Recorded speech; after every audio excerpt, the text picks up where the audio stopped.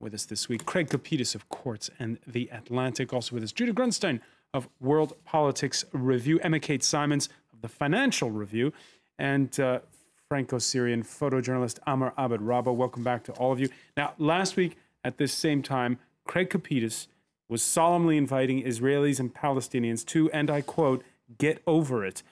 Many say, why not follow the example of Northern Ireland, where Unionists and Republicans agreed to bury the hatchet after 800 years? It was quite a coup for this woman's husband to have brokered that deal in part when he was president. Hillary Clinton in Belfast this Friday. It's the waning days of her as Secretary of State. She met the First Minister, Peter Robinson, the Deputy First Minister, Martin McGuinness. The photo op would be perfect for a woman of presidential ambitions of her own, if not for 3 straight nights of rioting by Unionists over Belfast City Hall's decision to stop flying the Union Jack all year round. Note that this same week, authorities in Derry made 4 arrests after the discovery of a car that allegedly contained an armor-piercing rocket system used to blast passing police patrol. 3 of the suspects, members of an IRA splinter gang. So you can uncork the champagne, Craig Kopidis, when you do get to a peace deal. And the Good Friday agreements were in 1998. But boy, nothing is settled until it's really settled. You talk to experts on Northern Ireland, the historians, people who monitor this. More than 90% of the population of Northern Ireland, Catholic or Protestant, wanted the Stormont agreements, they want peace, and they want to live in peace. These experts will tell you that it's 10% or less of the population who are these thuggish gang leaders on both sides who more or less operate like the Crips and the Bloods in South LA. It's this hardcore 10% on both sides. And the majority of the people in Northern Ireland, by all indications, they want these people to just go away. Yeah, get over it in the Middle East. The people of Northern Ireland who want to hook up with Ireland, they'd better get over that too, because Ireland could no longer afford the merger. Those days are over. And you keep seeing that hardcore slice in Northern Ireland diminishing, if you believe the experts I've spoken with. But you know what they have and the other 90% don't have? They have pipe bombs. They have automatic weapons. And isn't it remarkable when a few nutcases get a hold of heavy weaponry, what can take place? And that, I believe, is what we're seeing here on the screens behind us. But 10% is quite a high figure. I mean, you look at radicalism in Germany, for example, neo-Nazi party, 1.5% support. 10% still quite significant, right? And this is the problem. That number, I'm told, is constantly going down. And what are they fighting over? What are they fighting over? A rag flying over a... These are coming from the Middle East. I mean, I've spent years in France meeting European colleagues who would tell me, oh, come on, grow up. I mean, what are you fighting about? It's just sand. It's just nothing. So when I see something like this where people are fighting for 3 days over a flag, in a way, I won't say I'm satisfied, but but let's say I say, well, we're all the same maybe at one point. And I think in the Middle East also we have maybe 10% of the people who are always spoiling. I mean, whether Israelis or Palestinians were spoiling the life of 90 other percent. Oh, absolutely. We did actually a feature issue on long-term reconciliation, reconciliation after long-term conflicts. One of which was Northern Ireland. But one of the articles was written by a professor, an Israeli professor named Daniel Bartal, and he talked about the culture of long-term conflict, whereby the conflict seeps into people's worldview. And seeps into the way in which they interpret events, so that their group's narrative, they see events through their group's narrative. They can't, anything that the other group does is wrong, anything that their group does is right, and vice versa. And it takes time after the peace treaty is signed. The peace treaty is the beginning. It's the end of one thing, but it's the beginning of the next phase. And that kind of societal and psychological, what he called socio-psychological process takes time. It takes changing the education curriculum in the schools for the next generation of kids to grow up not learning the narrative of conflict.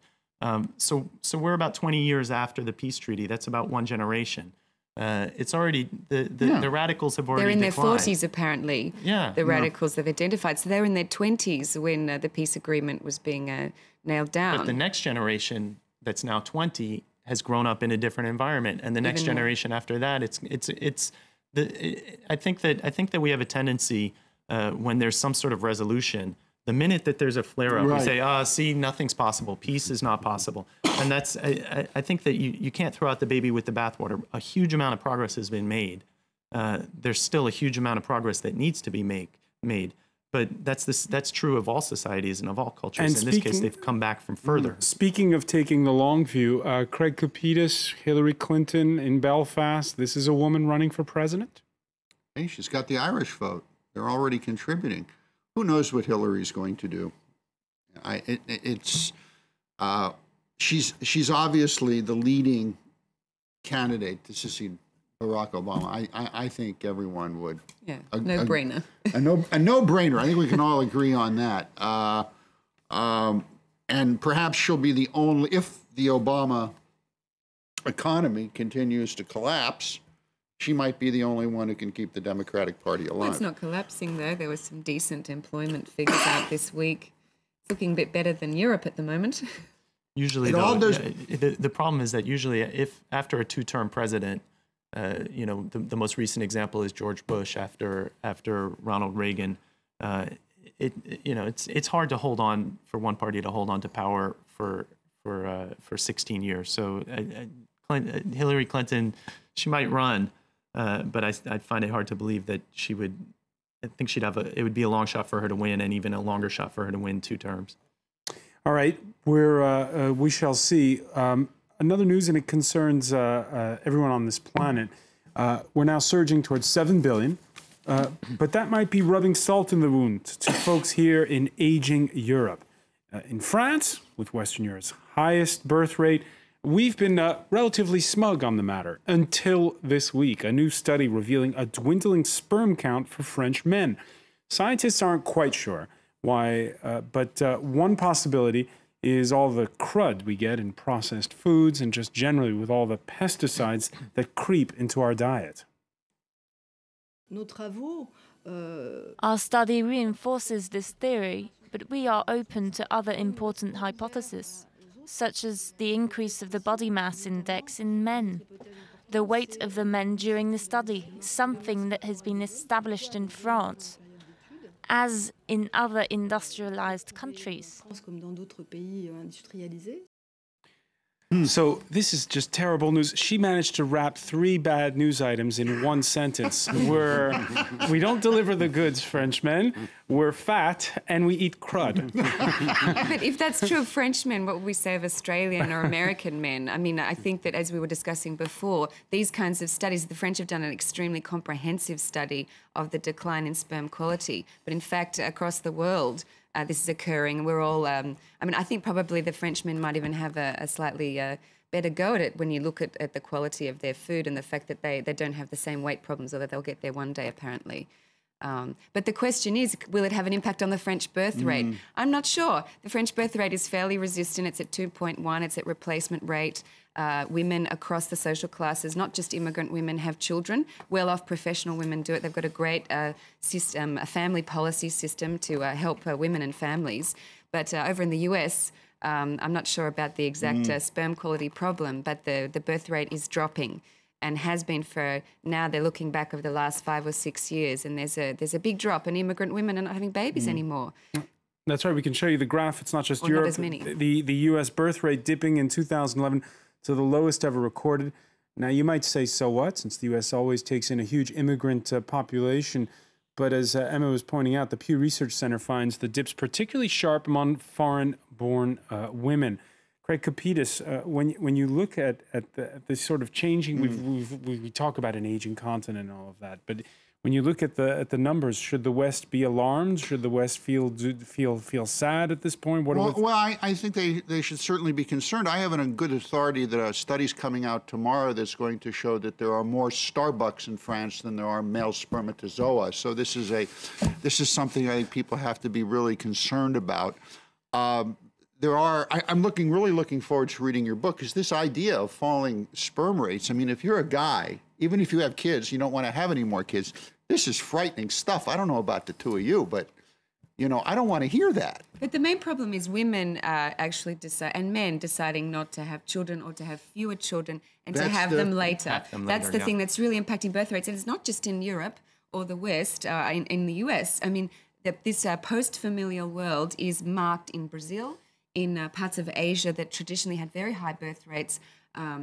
Vietnam birth rates are dropping. They're low in Thailand. They're very worried about the aging population. Japan's been aging for many years, for decades.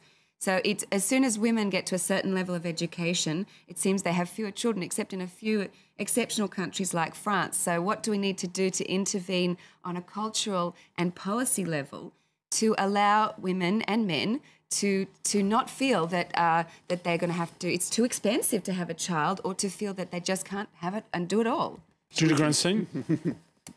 I don't have a huge amount of insight. I mean, I think for me, what's the most frightening is that we've seen with the crisis, this sort of generational war in terms of who's going to pay for the crisis. Retirees or the young generation entering the workforce. And it's been, for the most part, the young generation entering the workforce. When we look at the global population trends and the global aging trends, we're looking at a global population that's going to be getting proportionately older and older. You know, in China, for instance, they talk about the 1 to 4 factor, where you have one child, one working person who's responsible for 2 parents and 4 grandparents. In terms of the Western model of Social Security, that's just not sustainable. So already we already have this situation where fewer and fewer resources are being fought over between the generations. As the global population gets older, that's only going to be exacerbated. So it's definitely an alarming trend. The biggest problem, we actually just did a demography issue, and Philip Longman, who did the article on global aging, and I'm not sure if this is corroborated by your research, but what he was saying is that policy doesn't seem to impact the trend. Countries that have instituted policies to try to raise birth rates or change family policies to encourage birth rates don't seem to have success, whereas countries that don't have that kind of policy, the birth rate has remained high or fallen, and vice versa. So it's a range of factors, actually. It's a range of factors. Amar Abed Rabo, so we have a planet where there's some parts that are increasingly young and some parts that are increasingly old. A problem or an opportunity? I'm really not an expert on this, but when I look at it, when it was on Le Monde first page, I mean, this story, I thought it was one more, how to call that, one more step in the degradation of the Western human male, because after being, you have studies that show that we don't do the washing at home enough, that we don't take care of the kids, and now that we don't do kids enough, or that our sperm is very bad, something like that. So it's terrible, and it's very depressing. Yeah. Why does the French model work? Well, really, I do think that the French feminist Elisabeth Badinter has written extensively on this, and she does have a good point, because you're right, policy alone cannot make it work, although it helps, but there's a cultural mentality issue at question, and women can't feel guilty about having children and working and outsourcing, in a sense, sometimes either the entire or quite a lot of the care of their children. Mm-hmm. In Germany, where there's a very low birth rate, women are under a lot of pressure to stop work and look after their children, as in Japan. And so those factors are really important. In France, there's a number of, you don't feel too guilty if you have 2 or 3 kids and you work full time, but then the workplace is more flexible. In the US, it's extremely, one would say even savage, sauvage, because there's no mandated maternity leave. That's very true. And women have been having children in the past, but now it seems that they can't do it anymore. And the economy has not been going well. And it's extremely difficult. But that question is the second and the third that keeps the birth rate high. Some people have one child, but too late, and then you've got a falling birth rate and too many old people. So if France is the model that works, how come the French sperm rate is dropping? Is there a correlation there? That's an environmental question, and they showed the study was done on men from 1989, like men who are in their mid-30s and early 40s now. So we're going to see the impact of that potentially. Do we have comparing, I mean, with Europe or Greece or I think any it's a other global country? trend from what I Yeah, it's understand. a global trend about decline in sperm. But for the record, I'm optimistic on Egypt and chemical weapons, but pessimistic on global aging. Okay. We'll leave it there.